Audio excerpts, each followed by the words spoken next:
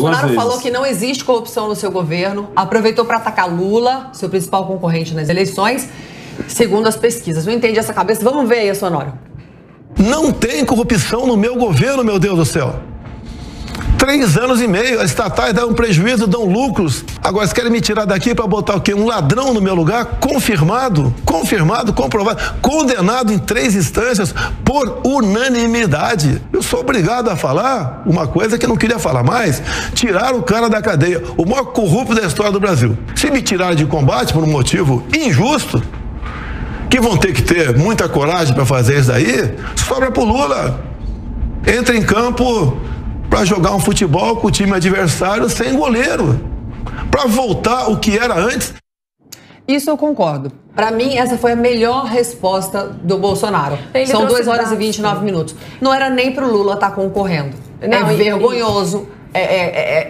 Gente, ânsia de vômito, o Lula tá concorrendo. Realmente, ele respondeu com dados também, falando, né, sobre os índices de homicídio que caíram. Realmente, a Dilma teve o maior índice de homicídio dos últimos tempos, das últimas décadas do Brasil, né? 60 mil homicídios a gente bateu no ano.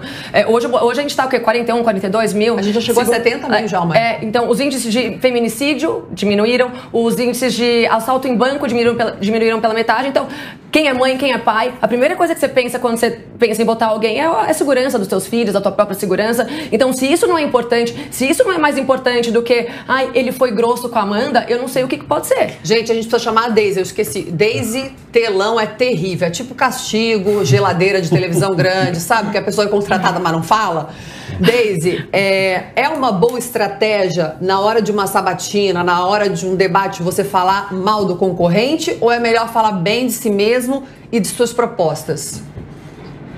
Não, tem que apontar os erros do concorrente, né? A política é exatamente isso, né?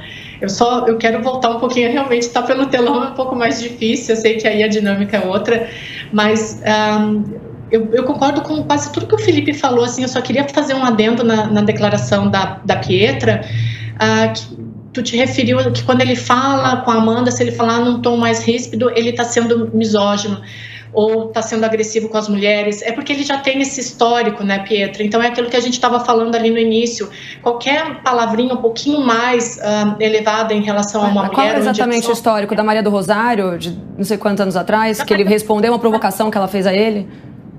Daquele jeito, Pietra. Olha, sabe, se vocês querem entrar mesmo nesse assunto, a gente pode entrar. Mas assim, quem estava lá, quem viu os vídeos com um pouco mais de atenção, sabe que ela falou coisas, ela acusou ele de ser um estuprador. Não, vamos falar o cara não pode responder isso à altura. Eles estão no mesmo cargo, ele não está numa posição de liderança ali. Ambos estavam mais ou menos, né, na mesma equivalência de cargo, de liderança. Ele respondeu à altura. Não é essa história? As mulheres não querem equidade, não querem igualdade, elas estão lá iguais. Então você deu um xingamento, você recebe um xingamento também. É assim que funciona o mundo, né? Não é homem contra mulher, mulher contra homem. É assim que o mundo deve funcionar. É equidade em todos os sentidos, né? Então ele respondeu à altura acusações seríssimas que a Maria do Rosário fez a ele. Agora, falando da Amanda, o histórico machista dele, eu sou mulher, eu sou mãe de mulher, eu tenho amigas, eu tenho mãe, eu não sei da onde feministas e o progressista no geral tira essa retórica de que o Bolsonaro é machista. Muito pelo contrário, eu vejo a forma como ele trata a esposa dele, a forma como ele enaltece a esposa dele, coloca ele à frente ali, como ele trata ela bem, sempre fez isso publicamente, inclusive quebrando protocolos em várias vezes para dar um beijo, fazer um carinho, alguma coisa desse tipo. Em relação à filha dele, a Laurinha é ótima, íntima, mas eu só vejo ele sempre enaltecendo mulheres e sendo muito duro em relação ao que a proteção, em relação à diminuição dos índices de feminicídio, que é esse termo que vocês gostam de usar, que eu não gosto, mas enfim, eu não vejo da onde a feminista, o progressista tira a retórica do Bolsonaro machista. Deixa a Daisy falar um pouquinho. Eu vou aproveitar aqui, Pietra. Justamente hoje não era como eu queria falar isso, mas justamente hoje eu estou lançando um livro sobre o presidente e eu aponto esses aspectos onde ele foi misógino, mas eu não quero fugir do programa também e nem fugir do assunto. Quando o Bolsonaro é eleito presidente, ele conseguiu se eleger, dentre outros tantos pontos, com um discurso anticorrupção, para voltar para a pergunta da Carla. Ele conseguiu se eleger com um discurso anticorrupção, As pessoas estavam com uma ojeriza da esquerda porque o Bolsonaro fez com que uma parte da população conseguisse entender que os costumes da esquerda levavam ao caos e à bagunça e feriam as famílias de bem, né? Então esse discurso foi muito bem em 2018 porque realmente a esquerda estava no meio de grandes escândalos de corrupção e não tinha como fugir disso. O que acontece agora? E aí a política é simplesmente uma disputa de discursos. 4 anos depois, o Bolsonaro tem aspectos negativos do governo dele para serem enfrentados e confrontados. Mas então, machismo não é um deles. Petra, vai por mim. É que você não consegue citar nenhum fato, né? Sobre onde ele foi efetivamente machista, misógino.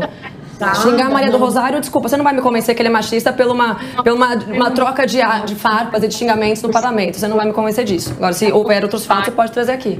Peraí, Deise, vamos lá, deixa eu só acalmar um pouco os ânimos. Você falou que está lançando um livro hoje. Por favor, diga qual é o livro. Divulga, né? Você está sempre aqui quando a gente te chama, você é uma querida. Divulga qual é o livro e qual é o assunto, por favor.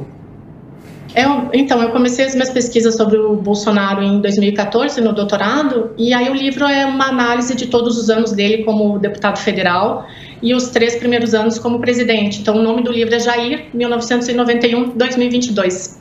E ele já está disponível aí. Mas aí, voltando ao assunto da sabatina, 4 anos depois, o presidente Jair Bolsonaro já tem muitos aspectos negativos, que é óbvio, como presidente ele vai ter, né? Todo presidente tem, nenhum presidente consegue fazer um governo perfeito. E a ele foi imputado o discurso, entre outros, de misógino, mas de genocida, que não soube administrar bem a economia, que a gente vive um choque inflacionário global que foi muito forte no Brasil, que teve um respaldo muito forte no Brasil, mas também por culpa desse governo. Então, de uma certa forma, o governo Jair Bolsonaro conseguiu fazer com que voltasse a esquerda. A esquerda, que ali em 2018 estava enterrada por causa dos casos de corrupção, conseguiu trabalhar essas narrativas e esses discursos para que em 2022 voltasse com mais força. E aí o que a gente tem visto ultimamente é o ex-presidente Lula, que não tem trabalhado efetivamente uma campanha, né? Ele está mais naquele esquema de em time que está ganhando não se mexe, ele consegue manter ali aquela porcentagem e um pouco mais que são contra esses 4 anos de governo. Então, enquanto o presidente Jair Bolsonaro não conseguir, de novo, colocar essa narrativa e esse pensamento nas pessoas de que essa esquerda que está voltando é aquela esquerda que as pessoas tiraram em 2018, o jogo deve ir para o segundo turno e a esquerda deve continuar crescendo, pelo menos por enquanto, né? A eleição política, do lado é um recorte, né? Então, o que a gente tem é isso. Você, por acaso, tem acompanhado também nas frases machistas do Lula, do Ciro, ou foi só do Bolsonaro que você fez? O meu estudo é só do Bolsonaro. Só do Bolsonaro. Tá respondido. Mas deixa eu voltar aqui para a mesa. Deise, eu acho que é a primeira vez que eu não tenho coragem de discordar de você. Mas eu acho que é uma outra narrativa. Eu não acho que pelos erros do Bolsonaro a esquerda ganhou força e está voltando. Eu acho que pela quantidade de pancada que ele tomou da mídia negativa todos os dias, nesses 4 anos, além das dificuldades com pandemia, guerra, seca, tudo isso que ele enfrentou, e com a judicialização da política, com os amigos políticos de alguns partidos afrouxando descaradamente algumas medidas, é que a esquerda voltou a ganhar força. Essa é a minha única posição.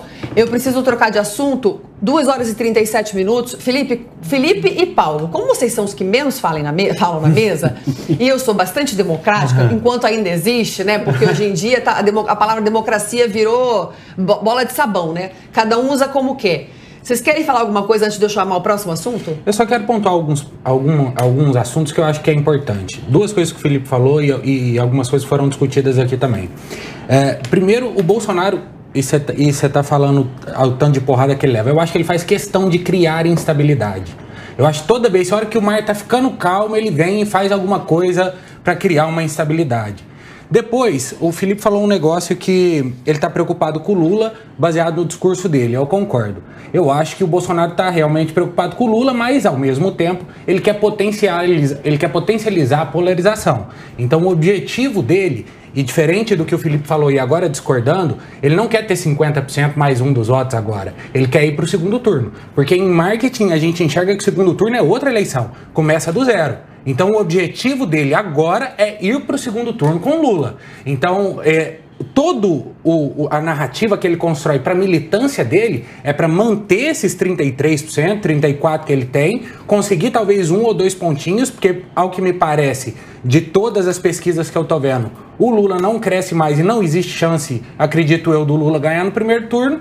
Então, eu vejo que o objetivo dele é firmar a posição, fincar o pé e ir para o segundo turno. E no segundo turno começar uma eleição nova, começar uma eleição do zero, porque aí são apoios diferentes, tem as negociatas e tudo mais. E amanhã tem o 7 de setembro, né? A gente não pode esquecer, né? Que está previsto para ser o maior movimento dos últimos tempos em todo o país.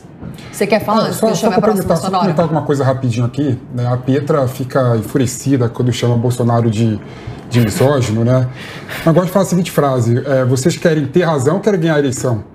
A forma como você vê o Bolsonaro, a forma como você vê o Bolsonaro, não de forma não é a forma como o povo vê o Bolsonaro, como as mulheres veem o Bolsonaro. Não. Tanto é que o Bolsonaro está perdendo Felipe, nas mulheres. Então todo mundo que vai pra rua amanhã, todo mundo isso é outra discussão, a gente pode conversar depois sobre isso. É outra discussão, amanhã a gente vai ver a força do Bolsonaro nas ruas. Exatamente. E outra questão, em relação à pauta anterior, falava da corrupção do governo Bolsonaro, né? Eu até posso acreditar que o Bolsonaro não é corrupto, mas o Bolsonaro não pode falar incisivamente que não há corrupção no governo dele. Tá? Ninguém pode... Peraí, todos os ministérios, existem pontos, existem níveis. O que ele fala é que ele toma todo cuidado e ele dá abertura para que sim sejam feitos então inquéritos você concorda comigo, Pedro? Em relação a qualquer indício de corrupção. Não existe um esquema de corrupção. Não existe um esquema no qual ele esteja... Exato, no qual ele esteja envolvido. Provado. Exatamente. Agora, se o estagiário do funcionário do ministério da não sei o que, não sei aonde, possa ter um esquema... Não é tão pequeno assim também, Petra. Pequeno não, falando que é gigante. Pelo contrário, tô falando que é gigante. O nosso Estado é gigante, infelizmente. Então, por isso que realmente não tem como se ter controle de todas as pontas do governo federal, né? De todo o funcionalismo público. Na denúncia dele, você lembra, Petra? Ele falou que o único lugar que não foi aparelhado, ou seja, que não participava do sistema, era o Banco Central. Só aí já acaba com a narrativa, já. Gente, tem um cara que estava preso e o cara foi tirado para concorrer com o Bolsonaro. Acabou. Acabou a conversa. Esse é o país que você vive. Mas cuidado, Alessandro, que o cara foi preso 10 anos depois de ser da presidência. Camarada estava preso, irmão. Preso. O cara foi preso 10 anos depois de ser da presidência. Que ele cometeu durante o mandato. A história pode se repetir também ainda. Durante a exerção do poder. A história pode se repetir ainda também, né? O camarada estava preso, líder do maior esquema de corrupção do Brasil, e agora ele está concorrendo a presidente. É esse o país que você tem. 300 milhões só no bolso dele. Mas por que para elogiar o Bolsonaro tem que citar o Lula aqui? Fora tudo isso. Por que para elogiar o Bolsonaro tem que colocar o Lula na mesa? Candidatos que têm relevância.